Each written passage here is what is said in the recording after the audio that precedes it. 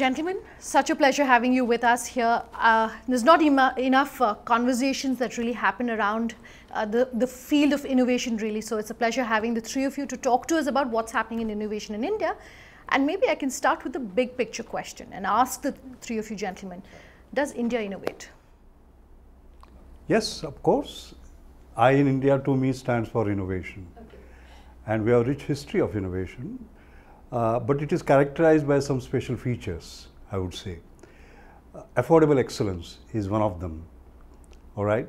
So creating very high quality products at most affordable prices is something that we specialize in.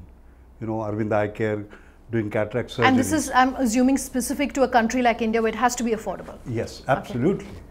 Because if it is not affordable, it is not scalable. It gets restricted to a few people. And in order to create an inclusive India or inclusive growth, we require inclusive innovation. And that means affordability has to be at the center place. Like Arvind Eye Care doing its eye surgery at a fraction of a cost, but as good a quality as the Royal College of Ophthalmic Surgeons. Or Mars Orbiter mission being done in $75 million, 10 times less than the US. And still we are circling the Mars, exactly like that. So therefore, getting more from less is in our genes for more and more people, okay? But if you ask me, how is it doing vis-a-vis the world ranking? Not too well. Among 140 plus countries, for example, in 2011, we were 61. We came down to 62, 64, 68, 76, and now we have again gone back to 60. Now, one of the reasons could be that they just measure the technological innovation. What India is particularly good at is business model innovation, workflow innovation, system delivery innovation, organizational innovation, and so on and so forth. Okay. So I want to come back and talk about each of these in depth and see how India can encourage more innovation. But Mr. Mariwala, I want you to comment on what Dr. Mashelkar just said in terms of affordability. Should India be known only as a country that focuses on pricing and affordable, innovation, or is this something that we should ensure becomes more broad-based and we become known for a country of quality and affordable innovation? So I would say that considering India's problems, social problems, huge population which cannot afford a lot of things, I think what Doctor has said is very, very relevant. We can actually be the torchbearer for many other countries which are similar like ours in terms of income profiles and low GDP growth, and they can learn from us, and I think we have an opportunity there to stand out globally. Of course, you can say that I want to be like US in terms of technology innovations, but we are far away. And I think let's be realistic that this is one area where we have a strong right to win and we should back it. And I'm not saying we should not invest in other higher end technological innovations, but to me this is a low hanging fruit, and it's the place where we have a much higher right to win and where we can be global leaders and where other countries can learn from us. Okay. Rajeev, let me bring you in at this point in. You have rich experience in corporate India. What is corporate India doing when it comes to encouraging innovation? Is this something that we see is more nimble for startups, those in the digital era, or is it being broad-based gradually? I think let me address the last issue first, in the sense in terms of the value innovation and such. It's all determined, the innovation to my mind needs a pull factor which is determined by the size of the markets. All right, and the size of the markets then dictates, let's say, what exactly is the pull for doing innovation, which could be basically adapting in all the four areas Dr. Mashelkar talked about. So I think that is important, and consequently what also happens is that when you start adapting, the so-called R&D costs which you are alluding to now in terms of your new question, then get also, let's say, valued down to an extent to be able to become affordable, to be able to address the size of the market. So I always come at this question from the size of the market, the size of the opportunity, which in India obviously, let's say, is a little let's say low on scale right now. India is a country which typically, let's say, has, especially corporates, has grown, let's say, in terms of penetration strategies, right, in terms of basically a product or an innovation which basically appeals to a large number of people with a small value add through each person. And therefore that becomes, let's say, the mantra, has been the mantra, growth mantra. It's changing right now, and it's changing very dramatically in the last 5 years. And therefore you're creating, let's say, layers as a consequence. And this is the time in which basically India definitely has an opportunity for scaling up innovations, and all the startups which you see in the Indian ecosystem is perhaps a symptom of that, is essentially, let's say, an evidence of that happening. Okay, so I will talk about startups because a lot of the innovation we are seeing seems to be around the area of startups, but you were talking about R&D. Is R&D and investment in R&D then possibly the only way to encourage innovation, and if it is not, then what's the alternative route to that? I think in terms of, let's say, just investment into R&D, obviously is not. It has to be an innovation culture in the entire system and the entire ecosystem as such. And it's not only, let's say, a question of just product innovation, it's a question of culture, organization, it's a question of all these issues. And therefore, to foster that in the entire ecosystem and not necessarily within the company is also important. So R&D is only one tool which I would actually suggest that basically that's what we look at as a number, but that's not necessarily the entire thing. It could be in terms of organizational design, it could be in terms of rewarding innovation, it could be in terms of perhaps doing certain things in a certain way at school, the school level or the college level, etc., which foster that particular environment and that particular culture. That's an interesting point in terms of encouraging innovation at a very early age. Mr. Mariwala, I want to come to you and talk to you about a criticism, if I can call it that, of spends on R&D and spends on innovation. And a lot of India Inc. tells us that shareholders don't understand about the concept of ROI which goes into R&D and ROI on innovation. How would you address that question? See, I think a lot depends on how are you conveying your message to the investors or potential investors. I strongly believe that investors understand this. If they see a track record where the past R&D has paid off and it has resulted in something which has created value for the organization, I don't see any reason why they will not support, because they're rational people. But if you had a bad track record and if you go on spending R&D without any impact on the business, then naturally they're going to question that what is the need for R&D spend. Separately, I think the whole R&D scenario is getting changed, you know, and a lot of organizations used to do R&D on their own for everything, and now increasingly we are saying that can we outsource certain part of the R&D, which you don't need to do everything because somebody else has already done certain part and you just need to connect and develop. So the whole R&D budgets can actually reduce dramatically if you adopt the C&D approach, as they call it, connect and develop approach, where you actually leverage somebody else who's done work and pay them that money, but you know, it condenses your learning cycle, your time frames, and it is far more cost effective.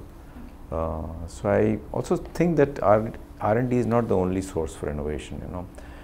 Innovation is, first of all, not individual, it's collaborative. It is not done by one scientist, it is done by a whole host of people where they dialogue with each other, they critique their whole idea. It is not a function specific, it is a business centric innovation we are looking at, you know. So one function can come up with innovation, but increasingly we are seeing that major innovations cover the whole business part. So I think R&D can play, as Rajeev was saying, an important part in driving innovations, but it is not the only source for innovation for any organization. Okay. Dr. Mashelkar, Rajeev was talking about startups, and we're seeing a lot of innovation that are happening in digital businesses and startups. On one hand, you have that. On the other, you have projects like Aadhaar, which is, you know, the largest technology project, if you look at it that way. You have UPI, you have several other innovations that have come out specific to the Indian market. How do you see this dichotomy playing out? Yes, but before I answer that, let me come back to this constant criticism of India of not having invested enough in research and development. I want to remind you that when Jack Welch came to Bangalore to inaugurate the Jack Welch R&D Center, somebody asked him, why are you here from the press? And he said, for a simple reason that I get the highest intellectual capital per dollar in India. All right? What is the net result today? We have close to 960 multinational R&D centers in India, employing more than 300,000 people. They are generating in some of the companies almost 1/3 of their IP, right? Indian IQ is generating that. So therefore, India's competitiveness in creating maximum value per dollar is something that one has to understand. It is almost 5 to 10x, by the way. And then you can recalibrate the numbers. So that is one. The second point about startups, there is a big excitement about startups. Our Prime Minister has created this Startup India, and we are the fastest growing startup nation in the world. But what impresses me most is not that we are fastest growing, the aspiration of the young people, the way it is growing. I'll just give you an instant in a minute. I was talking to a group of young people. The title of my talk was Satyam Shivam Sundaram. Satya Nadella, CEO of Microsoft. Sundar Pichai, CEO of Google. So I said there is a vacancy on Shiva, maybe one of you can become Apple. These young people, you know, very interesting. One of them got up, called me sir. But at the same time he told me, sir, you are totally wrong. Your generation wanted just to go to US and that was your ambition. Next generation, they wanted to get a job in Microsoft and Google. The next generation, they wanted to become CEO, not for us. I want to create my own Microsoft, my own Google here in India. So that is the new young India that you see.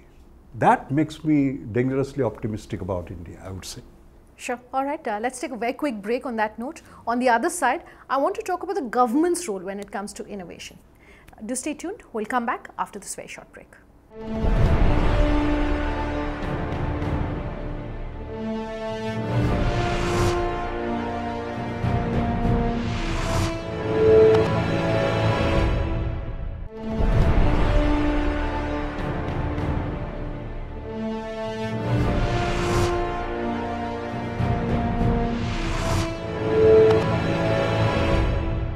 Welcome back. You're with us on this very special panel discussion talking about innovation, and just as we were hitting the break, Dr. Mashelkar was talking about young people who want to set up their own enterprise in India. That is the big ambition. I want to talk to you, Mr. Mariwala, about the flip side of that, because we have a lot of statistics that are available today that says that for every one startup or organization that's successful, so many are not. Are we able to handle that failure? What has been your own experience about how people are sort of, dealing with those failures and those setbacks? See, I think separately I would say that the Indian society does not view failures in a positive manner. And there is a saying, sometimes you win and sometimes you learn rather than you lose. And failures are learning mechanisms. I have seen multiple times myself failing, learning and then succeeding. So many times, many entrepreneurs, many startups will start something new, will fail, not once, but 1, 2, 3 times. And then out of all these failures, there will be some learning and that will make them succeed. Now, if we view failures in a negative manner, whether as parents or whether it's socially or whether media views it from that angle, then it will inhibit risk taking, because that individual will always say, no, I don't want to take risk, I don't want to be perceived as a failure, because it is viewed negatively. So I think it's very important that failures is viewed in the right context from a learning point of view, and that it's okay to fail, because in a business environment, everybody is not going to succeed. You have to experiment, you have to take risks, and it's okay to fail. So I think there has to be change in the mindset. I don't have an immediate answer for that, but over a period of time, I think this will happen. Okay. And one of the things that can possibly help fix this mindset is our education system. And Rajeev, you were talking about education and the role that it plays when it comes to innovation. And I want to ask you, we are clearly not doing enough when it comes to encouraging students and young people to think like innovators, to think like entrepreneurs. How will that change? How do you see that changing? I think I think the education system per se cannot be the only, let's say, punching bag in this. It's also what Harsh talked about, socioeconomic issues, and obviously, let's say, the parents play a big role in that. My thinking is that, we are a generation right now which has come from, let's say, a socialist era, and as a consequence, there are certain expectations and there are certain norms of failure, success, etc. This generation, which is coming up in the last 10 years or so, has a changed mindset, and I am very optimistic about the next generation. And I think basically the push for this change in the education system will come from this new generation itself when the next generation comes up. So what I'm saying is a simultaneous change. It is not basically a particular system or a particular education system. I think it's a change which basically has to be simultaneously across 2 or 3 dimensions, which includes the society per se, which includes the education system, and which includes the entrepreneurial system as well.